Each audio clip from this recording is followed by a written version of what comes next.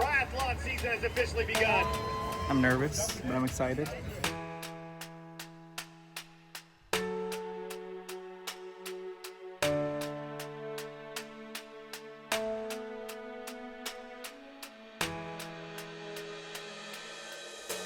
Just a few days ago, I finished another Olympic triathlon. If you've been following this series at all, you know this started out as a fun idea to see if an average guy like me could train for an Olympic triathlon. And the other day was the test, and it was honestly a lot harder than I remembered. Alrighty, we're on our way to the triathlon. It's Saturday, so the race is tomorrow. We are going to check in. They're gonna give us my bib number and some other setup stuff. I think it's like a swim cap. And then we're gonna go to the second transition after the bike and into the run. And we're gonna drop off some of my stuff. I'll show you that in a little bit. Alrighty, we just finished up check-in. We're sitting in the car. We're about to head over to the second transition after the bike, heading into the run. We're just gonna show you some of the free stuff, the drip they gave us. Free, I mean, we paid for the race, so it's not really free, but we got this cool shirt. Pretty cool. 250th race. Nope, not 250th race. 250 years of freedom. That's right there. That's cool. Some numbers for the bike. Gonna throw this on the helmet and around the tube of the bike. Blue cap for the group, I'm pretty sure. It's like men's under 34 or something like that. And then last thing, just a little timer, the chip. We're supposed to wear it around our left ankle. Will track us, give us our time. We'll see if we go off this time or my Garmin time, because sometimes the courses aren't exactly full length or whatever. So we'll see, because the swim says it's 1,500 meters, but if I'm zigzagging all over the place, I might end up swimming 1,700 meters or something like that. So we'll see. We'll go over all the race details at the end. But for now, head over to T2, show you everything that I'm laying out there. And then tonight when I'm home, gonna get the bike ready, gonna get the wetsuit, all that kind of stuff, and bring that tomorrow morning. Hoping to be there maybe around 5:30 in the morning. Race starts at 7. So, all right, we're at the second transition. Got all my stuff set up. I got my shoes, some extra socks, some electrolytes, some goos, some more carb stuff. I got my bib for when we throw that on, a towel to wipe my feet, and I'm gonna just throw it all in this bag overnight, so that way it says it might rain a little bit, so making sure it doesn't get wet, just throw it in the bag. The day before, I took it pretty easy. I went golfing with some friends, and then they came over, we played some poker, got some dinner together. Then I tried to go to bed early, but honestly I was just too nervous. I couldn't sleep that well. It's the night before. It's about 10:30 on the dot actually. We got my swim bag ready. I got my wetsuit, goggles, cap. Then I got my bike bag right here with some cleats, helmet, some extra gels in there as well. And then I'm actually riding my brother's bike, much nicer than my own. We're gonna load it up in the car right now. And then tomorrow morning we're gonna get up around 4:45, head over to the Tri, and do it.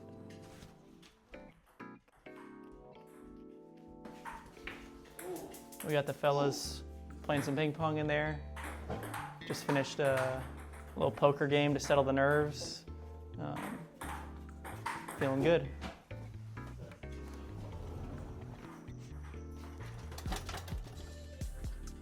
The morning of the race, I shot up right out of bed, made some quick breakfast, got in the car, and then headed over to the lake to set up my bike, get my wetsuit on, get all ready for the race. Alrighty, it's just past 5. We're getting ready to head to the Tri.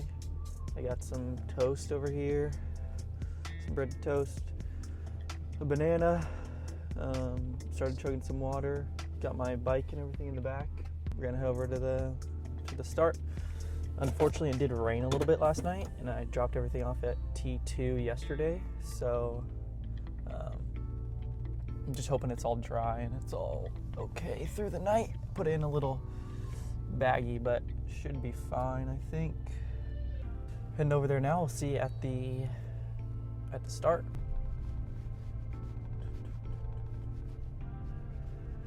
The setup at Transition 1 was honestly really cool. The energy, all the athletes getting ready, hearing everyone talk, how they've done full Ironmans, half Ironmans, their first triathlon, whether they're just doing the sprint or just the swim or the bike, was just cool. Hearing how everyone likes to stay fit, what aspects of the race they enjoy. It's really cool to just be surrounded by all those kinds of people. After I got my bike stuff all set up, I changed into my wetsuit, headed over to the start, and before I knew it, the race was about to start. Alrighty, we're about to start our triathlon.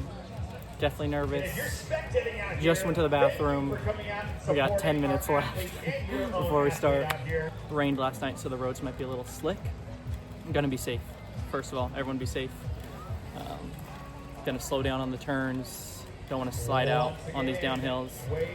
There's like 1,800 feet of elevation gain, so my legs will be cooked for the run, but gotta fuel a lot on the bike. Before I hopped in the water, I did some stretching, dipped my toes in, dipped my waist in, felt pretty nice in the wetsuit, and then the swim started. 3, 2, 1!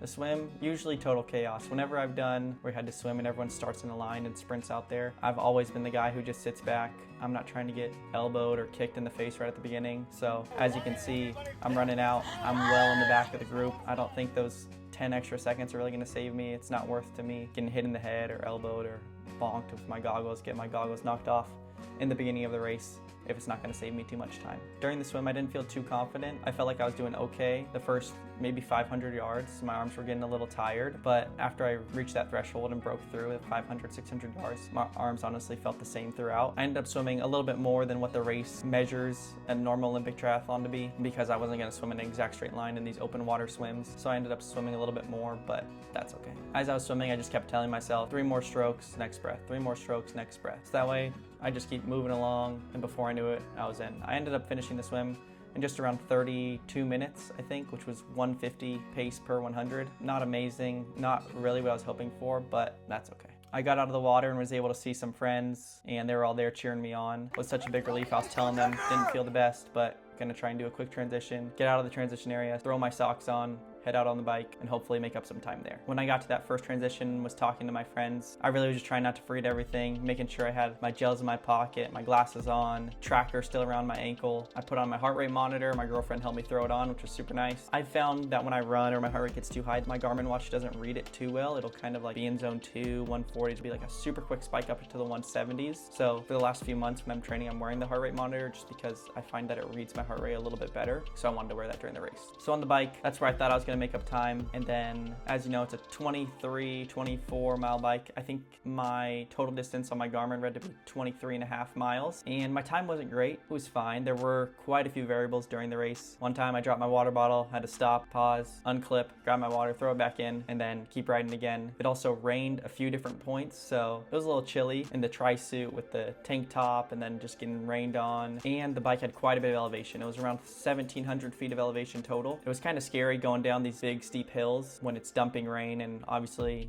I just want to be safe most of all. I'm not trying to win the race, or I'm just trying to be safe and have fun and achieve a time that I think is reasonable for myself. So when it was starting to rain and it started dumping right at the end of the downhill, I was just playing it safe, not going too fast. Probably could have gone faster, but not worth falling. One of the best parts about the bike ride though, of course, I had a lot of support along the way. My brother, my parents, my brother's wife were like every 2 miles I would be riding and they'd pull up with, my brother had his little bell, he'd ring his bell, and they were cheering me on, which really helped and really encouraged me, just because the bike is always the part where I struggle and I feel like I'm the least strong in, and kind of showed that today. But with their help and their encouragement, definitely made me pick it up at times, and it was really nice of them to support me along the way. Then we got to transition 2, where most of the rain had occurred and where we were in a dirt little area and had to get changed out of my cleats, rack my bike, throw my shoes on, I had a little goo, and then I headed out. At this point, when I had just started the run, I knew sub 3 hours was out of reach. My bike was too slow. I'm not gonna say the rain slowed me down. I probably could have saved a couple more minutes without the rain, but my bike was too slow overall, and I wasn't gonna run a sub 40 10K to get there in under 3 hours. So I decided to run, try not to cramp, fuel well, keep my heart rate in a reasonable range, and if I could push it at some point, I'd push it. When I started the run, I felt great. I was thinking my legs would feel a little bit more noodle-like,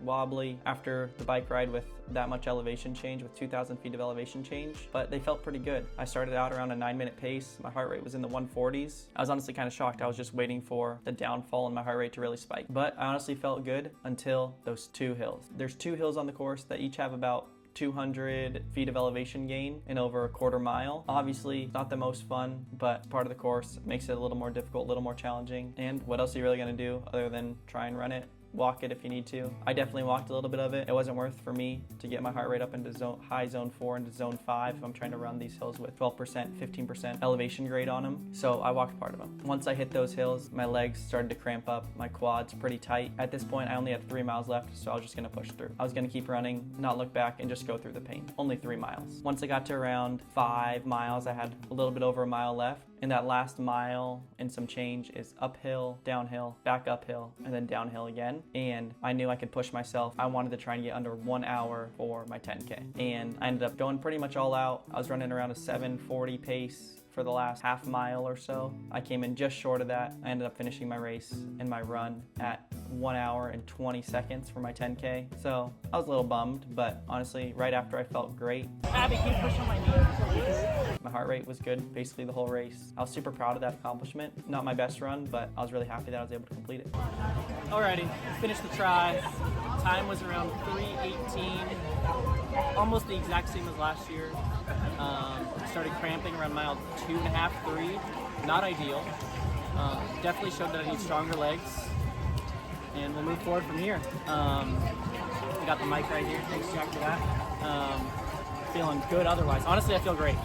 Gonna probably get some Panda Express, some protein, snagging as much free stuff as I can, some more electrolytes, and just gotta build from here and get myself from the lifeguard tower. Fun fact, I had home field advantage, used to work here at this lake where we swam. I could feel the current just pulling me through the water, so that's why I was faster in the swim, but thanks for tuning in, and time to take a nap. So overall, my time was 3 hours, 18 minutes, and 50 seconds. So that is technically a PR. I beat my old time by 9 seconds. Last year I got 3 hours, 18 minutes, and 59 seconds. If you look at the side-by-side here, my swim time's pretty much the same, a little slower in this last year. My bike's almost the exact same, 1 second off. And my run, a little bit slower in this last year.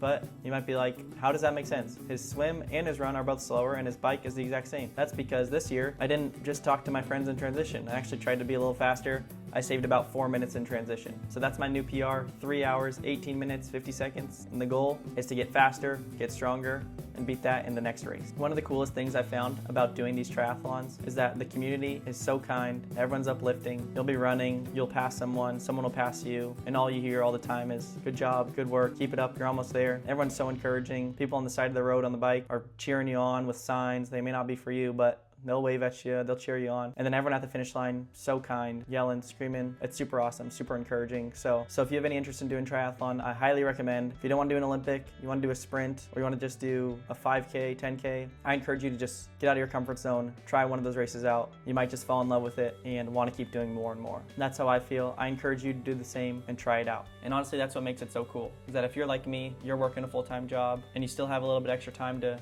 do a little running, biking, swimming, you can train for a few months and do a triathlon too. But this isn't the end. This is just the start. My plan is hopefully to do another triathlon, improve my time, improve my swim, improve my bike, improve my run, and do better than I did in this last race. If you've made it this far in the video, if you don't mind, like the video, leave a thumbs up, and if you want to, subscribe, follow the journey. We're just getting started, and I'll see you in the next video.